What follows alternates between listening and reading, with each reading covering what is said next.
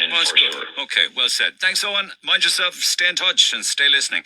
Text 0868 104 106. John, would you believe it was 40 years ago today it all started? I know, it's amazing. I can't believe that the world's greatest broadcaster, Neil Prendeville, didn't pay a visit. I did, but it was subsequent to all of the frenzy surrounding it for those months. I don't know why. Maybe it was busy trying to make a living or something. I don't know. A lot of my pals at the time went down, but they were all the worse for drink at the time, if I remember correctly. Well, there was a lot of that going on. There was an awful lot of that going on. When I was there, I saw it move that night, and I tell you, she moved a lot faster than the Cork team did in Cork Park on Sunday.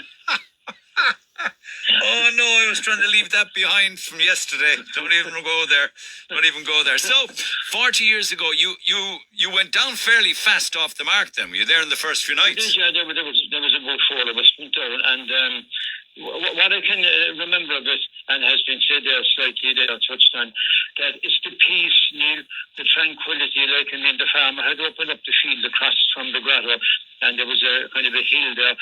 There was just hundreds and hundreds of people. Cars were parked. Were they charging for car parking?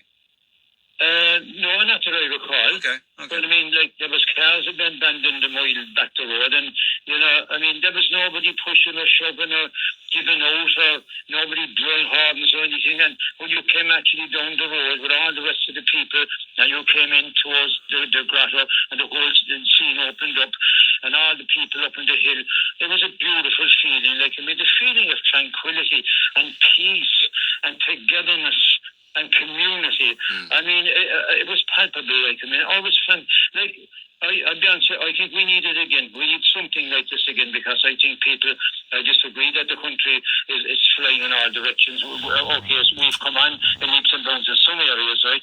But I mean, let's be honest. We wouldn't scandalise a woman who had a baby out of wedlock now. We did then. And love it, Joanne Hayes. Well, you see, that's more. That not everyone in Neil, because the church always gets bashed there and rightly so at times. But I mean, you had the governments at the time. I mean, you had the people. The parents didn't look after their daughter and keep them at home. They put them into these places. So everyone was guilty, really, when you look back on it in hindsight. Yeah, and it was a very sad time for you, because you went down, I believe, the day after your dad passed away. You were. That's right. There was a kind of a mini miracle occurred, because I brought his ring with me just to have it, seeing that he couldn't be there, obviously. And there was a black stone in it, and it was a bit loose, but I didn't think it was going to fall out. And on the way back, I just felt my finger there, and the stone was gone. No, there was hundreds and hundreds of people there. We were up in the hill and trying to find the same spot, Neil, that we actually stood. We would say would be absolutely impossible. You need a miracle. So we went back, and lo and behold, I just looked down the minute we reached the one path, and there was the black stone of the ring. And I picked it up and put it back into the ring again. So it was kind of a mini miracle on the night, right? Because it was his ring, But definitely, I think Ireland has changed so much now there now, because look at the abortion numbers there now. Look at the state of people. You can't get homes or anything now. The children there with different scoliosis, child adolescent mental health services. I mean, for a country that has so much money flowing around now, where money is not an option.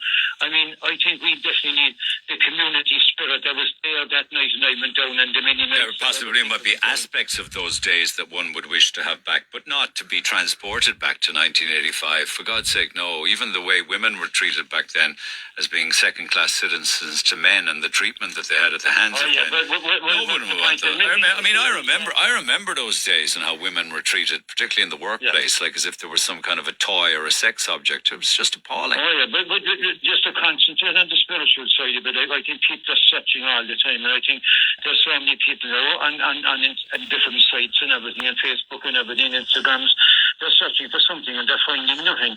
But I mean, we need something like this again. I think people need hope, and they need something to cling on to, right? And look, all these scientists out there, Neil, there's none of them can 100% put their hand up and say that we have proof that God doesn't exist, right? I mean, you get back to the Big Bang theory, the whole lot.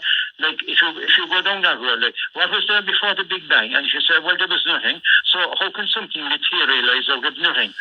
like people have to have a belief in something. No, there's absolutely nothing wrong with that. Absolutely. What I saw that night below that, like, I mean, was a community spirit of togetherness, like, and I think that Not mass hysteria, no? Or no. I don't think so. No, I think everyone in unison together.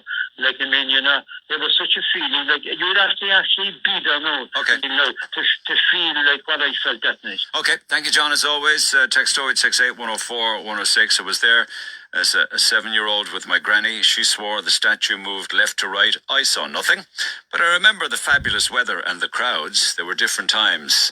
Through the eyes of a 7-year-old at the time. Moving statues, how gullible could people be? If you think we have a drug problem in this country these days, I'm beginning to think we had a significant drug problem in the 40s.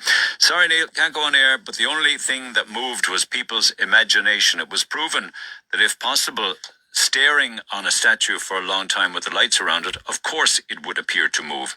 There was a major recession at the time and people were looking for anything to take their minds off the recession. I believe there was another incident of moving statues somewhere else up the country as well, says Kieran. You're absolutely right there. Within the space of maybe a week or two, there were sightings of moving statues at least 30 other locations across Ireland, and then some. Text 0868 104 106. Pick up the phone on 0818 104 106. The three pubs did a roaring trade down in Ballinspittle. There would have been dozens and dozens of buses on a nightly basis, and the cars parked back for over 2 miles. The chipper vans that set up there did a roaring trade, and as I was saying, there was miracles attributed to it at the time. You heard in Seamus's audio a woman who got her hearing back, another woman who supposedly had to walk with the aid of a stick, left the stick behind, and there's an amazing piece of audio of a woman who had just been confirmed that she had cancer. She never went through chemo, but visits to the statue and prayer cured her, she believes. Back after 11, text 0868 104 106. The Neil Prendeville Show.